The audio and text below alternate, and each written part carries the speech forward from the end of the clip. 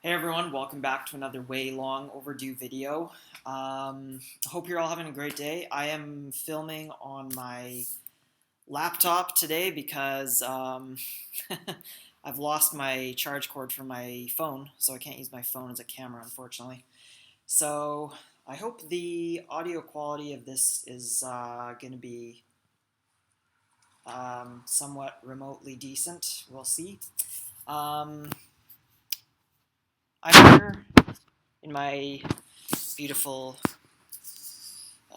seafront apartment in Greece, overlooking the Cretan Sea. And the beach behind me there is where I like to go swimming every morning. So, yeah, it's a nice spot to hang out. Um, it's been about almost 3 months since I moved from Canada to Greece. I moved here at the end of July. And I wanted to talk a little bit today in this video about my experience of being fruitarian in Canada versus being fruitarian in Greece. What are the differences? What are the similarities? And all that.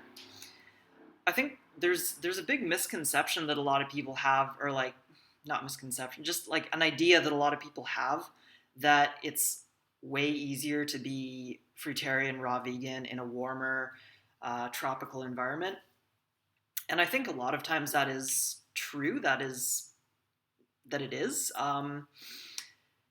But it's definitely not always true, and it's not like I don't think it's as much as a lot of people think, to be honest. I think actually being fruitarian, both in Canada and Greece, have pros and cons, and in some ways, I actually think that I found it easier being on this lifestyle when I was living in Canada. So let me just explain a little bit. So here in Greece, the uh, the quality of the local fruit is really amazing.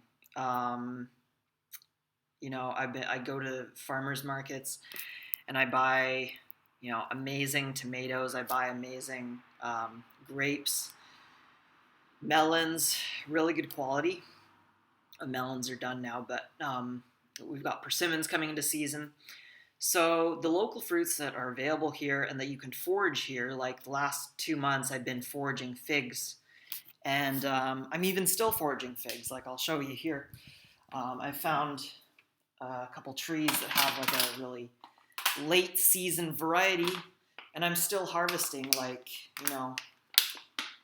half a kilo of figs every day, which is awesome. Definitely can't do that in Canada, So in that sense, being fruitarian here is really awesome. Um, Amazing figs, like so good. The thing that I found was easier or better in Canada is the quality and consistency of the imported fruit. So back in Canada, you know, I was buying cases of really high quality, in my opinion, fair trade organic bananas. And I was buying them, by the case, like wholesale. So I was getting a decent price for them. And, most imported bananas, like usually, I don't enjoy just eating them. Like I think they taste horrible. But this specific brand that I was buying for the last year or whatever was actually like some of the only imported Cavendish bananas that I thought tasted really good, just even eating them on their own. And so, when I lived in Canada, bananas were like one of my main staples every day, like throughout the year. And I enjoyed them, you know. Here, the imported bananas, like I haven't even really seen organic imported bananas, and I've bought a few since I've been here, and they taste so bad, like I can't even eat them. They do actually grow bananas here, but they're super expensive. They're like $3 a kilo, so they're like for me just too expensive to have like as a staple, which is fine right now. Like as long as there's figs and grapes and persimmons, like who really needs bananas anyway? But um, I feel like after those things are done, like in the wintertime and springtime, when there isn't really any other kind of like high calorie fruits available, not having bananas um, could present some challenges living here as a fruitarian, definitely. The other thing is dates. Like, I haven't really seen any dates here. I mean, I have, but they're just kind of like the really dry one, like the Deglet Newer, really dry ones, which I don't want to eat. And yeah, like back in Canada, it's super easy to find really good quality dates, like at any grocery store, basically.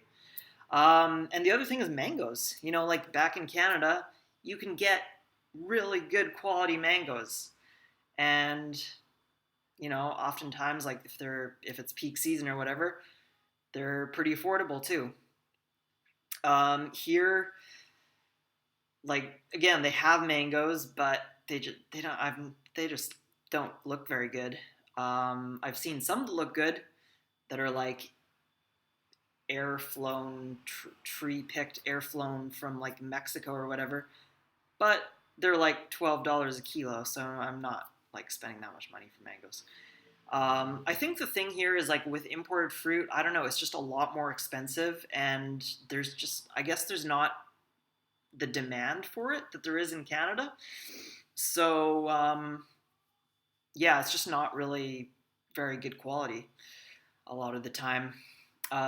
Which, again, right now is fine. Like when there's melons and figs and persimmons, it's not really an issue, but in the off season, I foresee it being quite a major issue, actually. So yeah, that's kind of what I mean. Is like there's a lot of things that are better here, and some things that were actually better about being on this lifestyle in Canada. And you know, like even in the tropics, like I've spent time in Mexico, Nicaragua, Thailand as a fruitarian, and like even in those places, there were a lot of spots where like there wasn't really any fruit, you know, or like there was just like bananas and papayas and pineapples or whatever. And you know, so it's like even in the tropics, it's not really like it's not necessarily a guarantee that you're just going to be like complete fruit abundance all the time, you know. In fact, it's often not the case at all. um, yeah, so I just wanted to share a little bit about that, about my experience living here. Overall, it's pretty awesome, and the fruit quality is really awesome, but it's definitely not like perfect in every way. So I think like, you know, no matter where you live, no matter where you are in the world, um, it's always like there's always going to be pros and cons of eating this way. And the idea that you can't maintain this diet in a colder climate, or that it's harder even, is not necessarily true.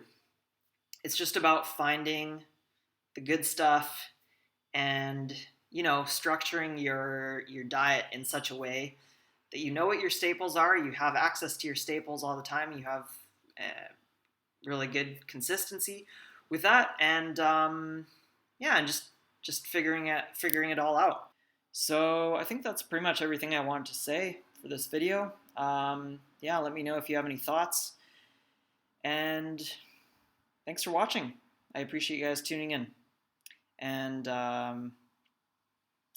hopefully I'll be back again sooner than later with more content to share. All right, bye for now.